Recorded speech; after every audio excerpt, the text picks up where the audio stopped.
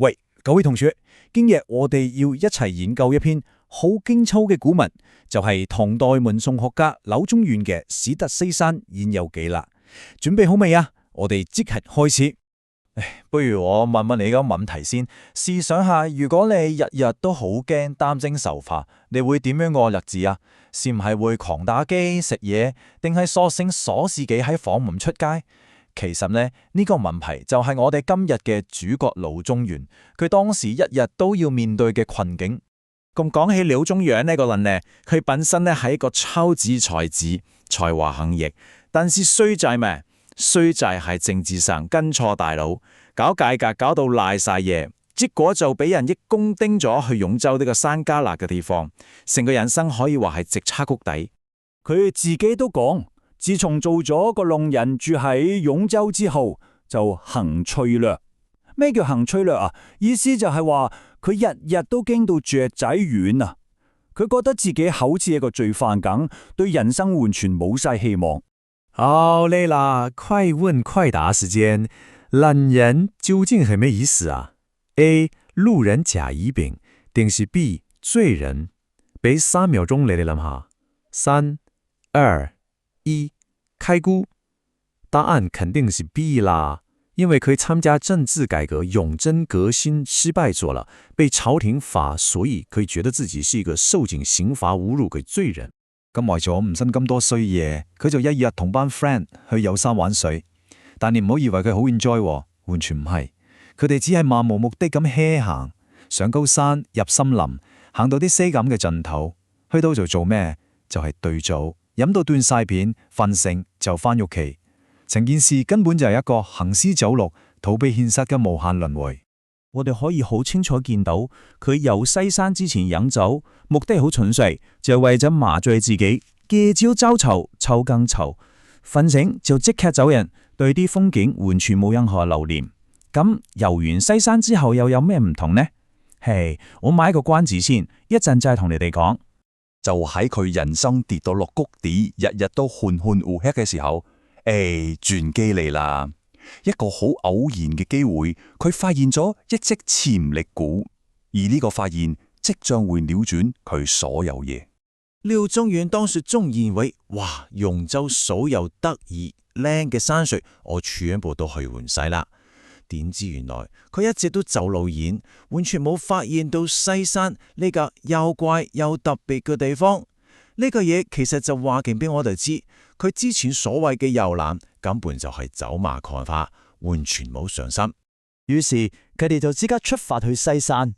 哇！你睇下個過程幾咁攞命，要有過江，要有跟住條西行，仲要斬樹燒草、披荊斬棘咁樣開路，最後直頭要手過病用咁爬上去。呢度就反映咗西山係幾咁偏僻，冇人去過，亦都為佢之後嘅與眾不同鋪排景氣氛。經過重重困難，佢哋終於上山頂啦。究竟山頂嘅風景係咪真係咁見，有幾震撼呢？哇，真是勿講的笑！一上到去，附近幾個州的土地就好像全部鋪坐了在他張席下面，跟那種居高臨下，將所有嘢都踩在腳下的感覺，個視野即可不同晒。佢再向下望，平時覺得好高好雄偉嘅山，而家喺佢眼中細粒到好似啞溝同埋啞龍咁渺小。哇！呢個比喻真係好絕，即刻凸顯咗西山嘅高度係鶴立雞群，同其他山完全唔係同一個 level 嘅。又嚟啦喂 ！IQ 題時間，弱準弱協，即係話好似啞抽同啞窿咁，究竟用咗咩修辭手法啊？醒目嘅同學實知啦，冇錯，就係比喻，用啞抽同啞窿呢啲咁細威嘅嘢嚟反襯凸顯西山有幾咁高大。呢個咁震撼嘅景色，唔單止係用眼睇咁簡單，佢直頭係衝擊咗柳宗元嘅心靈，引發咗一次精神上嘅大解放。我哋一齊睇下佢有乜轉變。好開估啦！仲記唔記得頭先張對比圖？而家我哋可以填埋右邊啦。遊完西山之後，佢飲酒唔再係為咗麻醉自己，而係真心享受當下，為眼前嘅絕色美景而陶醉。最緊要嘅係，佢玩到天黑都唔捨得走，達到樂而忘返嘅境界。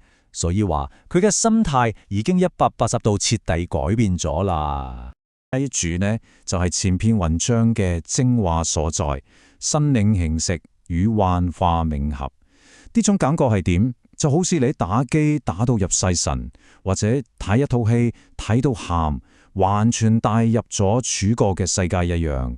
嗰刻鳥中原所有嘅憂慮恐懼都消失晒，佢感覺到自己嘅精神同大自然融為一體，達到咗一種超然滅昧、木和兩忘嘅境界。佢終於揾到真正嘅心靈自由啦。不過，你以為廖宗元用咁大篇幅，真係純粹為咗寫個山介紹旅遊景點？少年，你太年輕啦！如果係咁長，就睇得太表面啦。其實西山就係佢之地嘅化身。第一就係古文裏面好驚嘅，叫做託物言志。作者表面上係寫緊西山呢一件物，但實際上係指西山你講緊自己嘅心聲同埋品格，即係言志。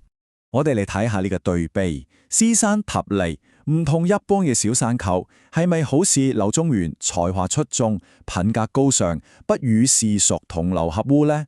而詩山位置偏僻，冇人識升上，亦都正係柳宗元被貶官、懷才不遇嘅真實寫照呢。一篇文章可以流傳千古，成為經典，除了內容深刻之外，他的寫作手法肯定都是去機的。柳宗元用咗幾招神機，首先用之前漫無目的的遊覽去襯透出西山之遊有幾干特別，然後用個史字貫穿全文，做到前後呼應，令文章結構好嚴謹。最犀利的就是情景交融，將風景同心境完美結合，再升華到用託物言志，借西山講自己，招招都是神來之筆。講到最後，柳宗元去過發現西山，其實係重新揾翻迷失咗嘅自己。咁講翻我哋自己。下次你去旅行，除咗影相打卡 post IG 之外，又會唔會試下靜落嚟，用心感受下身邊嘅風景，揾一個可以令你心靈得到釋放，一個真正屬於自己嘅西山呢？